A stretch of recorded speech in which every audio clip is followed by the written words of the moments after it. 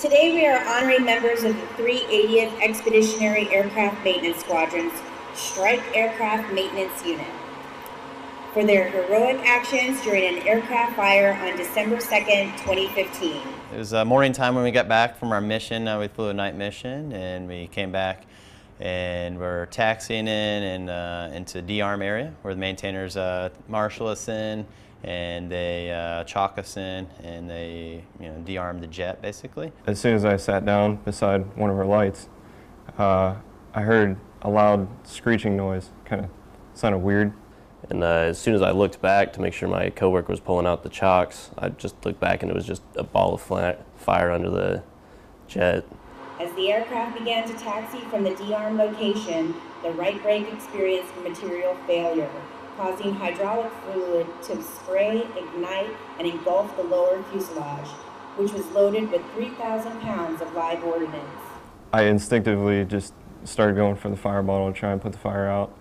I grabbed the pin, at which point another weapons personnel met me. So I ran over, there was people at the fire bottle already and the nozzle was still there, so I just grabbed the nozzle, ran over and started spraying the Halon. I saw the Halon kind of flare up and then take the smoke away, and so I felt pretty good. I was like, all right, the fire's out. And then at that point, I noticed we're still creeping forward really slow, and I hear a lieutenant in front of me, yelling, oh, we got no brakes, and at that point I'm going, oh, this is not good. Using hand signals, Sergeant Martin alerted the aircrew to perform an emergency engine shutdown. Due to the complete loss of hydraulic pressure, the now disabled aircraft rolled backwards and sideways. And then it took a turn for the worse when it was because I wasn't aware that it was their hydro line that had failed. So then they started rolling backwards and couldn't stop, and then somehow the aircraft got steered slightly towards a coalition aircraft, and it's not easy to stop that much weight from rolling.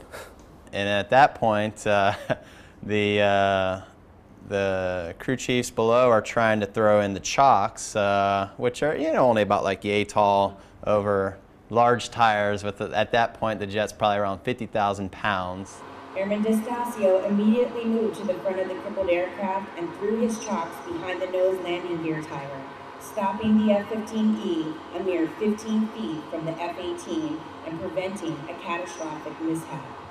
The distinctive accomplishments of Airman D'Estacio reflect credit upon himself and the United States Air Force. There's two people stuck inside of a flaming capsule pretty much, so the main concern is to get them out and try and help them as best we can from getting out of the aircraft. So I'm not gonna just try and not risk my life to try and save two other people. I'd rather go in there and try and help someone versus just stray away from any kind of danger. At that point, we were all in danger anyway, so if I had left, munitions on fire would have been the huge concern, even if I did leave. So at that point, you might as well just stick to the grindstone and go for it. They work real hard every day, and it shows with what we're doing here and our ability to get jets airborne and back safely. And so for that day, definitely they jumped right into action. This seemed like there was no hesitation just to put out the fire, and then everyone working together trying to stop that jet was amazing, and I really thank them, obviously. And it was really good work by them that day. Ladies and gentlemen, our Air Force Commendation Medal winners.